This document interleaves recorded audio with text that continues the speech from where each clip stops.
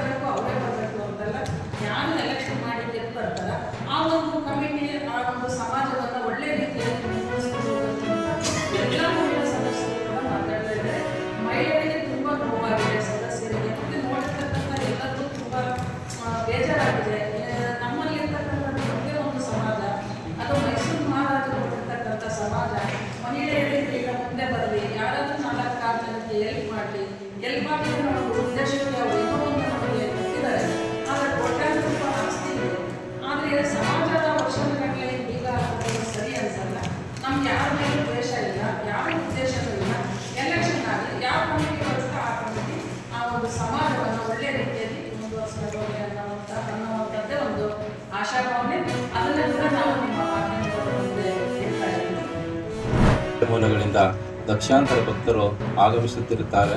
ಈ ಒಂದು ಕಾರ್ಯಕ್ರಮದಲ್ಲಿ ನಾಡಿನ ಮುಖ್ಯಮಂತ್ರಿಗಳು, ಉಪಮುಖ್ಯಮಂತ್ರಿಗಳು, ಸಚಿವರು ಮತ್ತು ಮಠಾಧೀಶರುಗಳು, ಜಿಲ್ಲೆಯ ಶಾಸಕರು, ಹಾಲಿ ಮತ್ತು ಮಾಜಿ ಶಾಸಕರುಗಳು ಮತ್ತು ಜನಪ್ರತಿನಿಧಿಗಳು ಎಲ್ಲರೂ ಸಹ ಭಾಗವಹಿಸುತ್ತಿದ್ದು ಈ ಒಂದು ಕಾರ್ಯಕ್ರಮ ಒಂದು ರಾಷ್ಟ್ರ ಮಟ್ಟದಲ್ಲಿ ಒಂದು ಹೆಚ್ಚಿನ ಜನರು ಸೇರುವ ನಿರೀಕ್ಷೆ ಇದ್ದು ಲಕ್ಷಾಂತರ ಮಂದಿ ಸೇರ್ತಿದ್ದಾರೆ. ಇದಕ್ಕೋಸ್ಕರ ನಾವು ಪೂರ್ವಭಾವಿ ತಯಾರಿಗಳನ್ನ ಮಾಡ್ಕೊಳ್ತಿದ್ದು ವೇದಿಕೆ ಸಿದ್ಧಗೊಳ್ಳುತ್ತಿದೆ. ಅದೇ ರೀತಿ ದಾಸೋಹವನ್ನು ಸಹ 2 ದಿವಸ ಎಲ್ಲ ಬಂದ ಭಕ್ತಾದಿಗಳಿಗೆ ದಾಸೋಹದ ವ್ಯವಸ್ಥೆ, ವಸತಿ ವ್ಯವಸ್ಥೆ ಮತ್ತು ಸಾರಿಗೆ ವ್ಯವಸ್ಥೆಯನ್ನು ಸಹ ಮಾಡಿಕೊಂಡಿದ್ದೇವೆ.